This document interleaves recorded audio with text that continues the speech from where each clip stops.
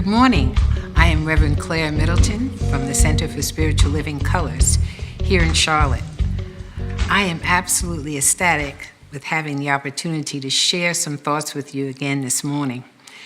And allow me to repeat something, to go back to something, because it's so important. I just want to reiterate some ideas. And one is this idea that there is only one God, there is only one mind, and in reality, we are connected to that one mind.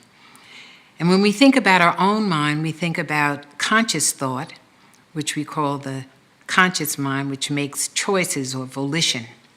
And we think about the subconscious mind. And as I thought about it this morning, I realized that oftentimes we don't really understand the power of the subconscious mind. You know, that's the area that a psychiatrist would be addressing, or someone who is trying to change your behavior by hypnotizing you addresses the subconscious mind. And the reason for that is that the subconscious mind is connected to the subconscious of the universal, God, that aspect of God that is creativity. And so in this area of our mind, we hold ideas and beliefs. And I've said this often, and I'm going to say it again, that if there's one thing that I get out of the teaching from Jesus, it's this phrase, "It is done unto you as you believe." And I almost feel like he didn't need to say anything else, because that's the truth. Whatever we're believing is in our subconscious mind and is being acted upon. It's real interesting because it's almost as if this part of our mind acts like it's an entity.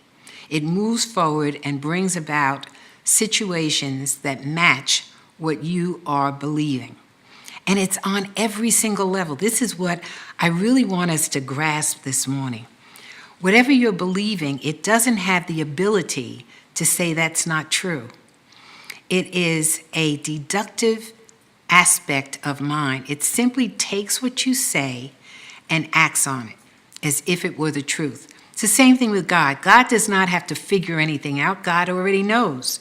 So this aspect of your mind doesn't figure anything out. It just takes it and does it. So on every single level, every time we think, and I want to repeat, every time we think, we are really talking to God. Did you realize that? That you don't have to get on your knees. You don't have to say, "Oh, our Father." Every time you think, that thought is received by your subconscious mind, which then is sending it to the subconscious of the universe. And the thing about it is, we say some silly things to ourselves at times, and this aspect just takes it. We get up in the morning, we might say to ourselves, "I know I can't find my shoes." And sure enough, you are looking all over the place for your shoes. Why? Because you said so. And then you get to work, and on your way, you're anticipating what's going to happen at work and who you're going to meet and how that person's going to act. And you get inside, and sure enough, that's how they act. And you say to yourself, "I told you. I knew they were going to do so-and-so." But what we don't really understand is that the things that we are saying to ourselves are received by this part of our mind, and they are acted upon without question. So there's something awesome about that.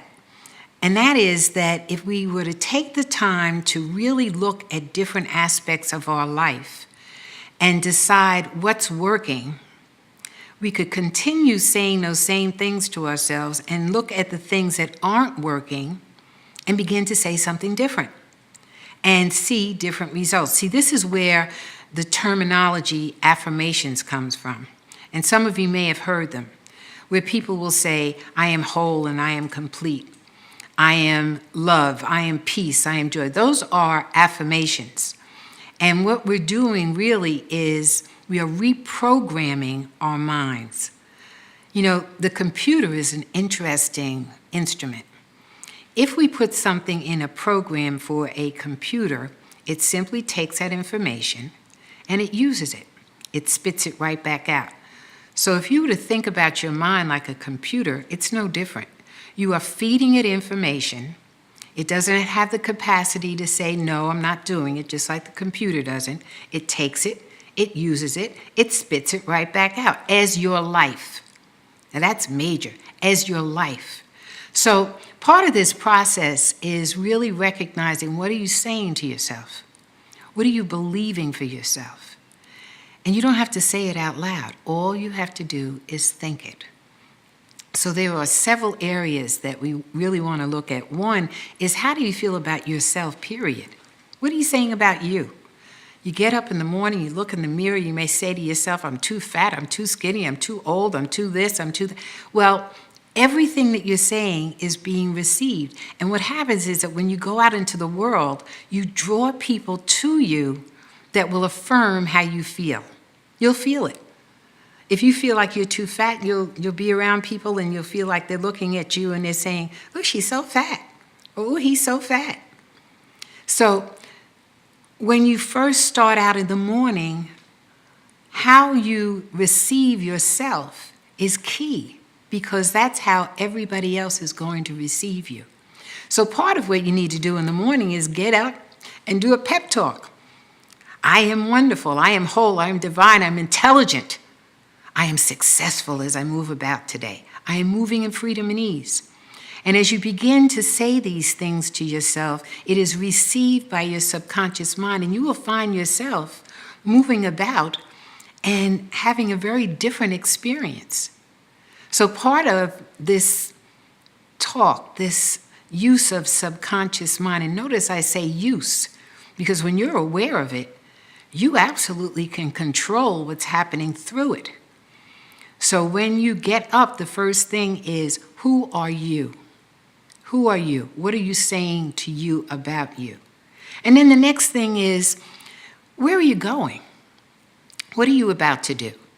Are you going to a job that you really enjoy? Are you going to a job that you find to be quite challenging and you're not enjoying it? Well, if it's the latter and you really aren't enjoying it, then again, the affirmations, what are you going to say to yourself about your job? Now, you may be listening to me and saying to yourself, well, that's not the truth. Well, you see, the truth starts from within. The truth about anything that you're going to experience starts from within. So what we are doing is we are giving ourselves a new idea, a new truth. And you may be saying something right now that you may not fully believe, but the more you say it, the more it changes your life, and you will believe it.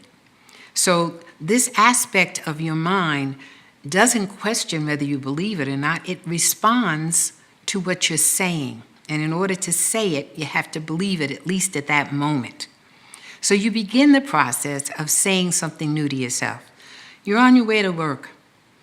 Begin to prepare yourself for a fabulous day. I don't care what area you're working in. You can know for yourself that you are successful, that everything that you need for things to work with freedom and ease is available to you, and that you are enjoying what you're doing. That's the beginning of the process. So the first thing is, who are you and what you're saying to yourself? The second, where are you going? And beginning to look forward to it. The people in your life. What is it that you're experiencing with people? Are they good experiences? Well, good, keep saying the same things. Or are they experiences where you walk away and you say to yourself, I really don't feel good around this particular person or around these groups of people? Well, one of the things is that you need to look at yourself and decide, am I worthy of a better experience? How am I showing up? What am I anticipating? What do I expect? And again, using your affirmations, begin to know for yourself that you are able to be in the company of people who are loving and supportive, who you can enjoy and share and learn, whatever it is that you want out of relationships. What I basically am saying to you is that you can reprogram your subconscious mind, but you have to be aware of what you're saying to it. You have to be aware of what you desire, because this essence will never turn away your thought. It will act upon it. So it's up to us to give it the right and appropriate thoughts for us to have a new experience in our life. I think it's absolutely wonderful that we can change what's going on in our lives. I'm so grateful to God for that. We're never stuck. We're always given the power to change. And so I invite you to do that. Look at your life. Look at the areas that are working. Continue to speak to yourself and to the universe in the same manner that you are. And for the areas that are less than what you desire, begin to decide what it is you desire and then speak it and watch it unfold. There's a power in you that responds to you. That's the truth. And so it is.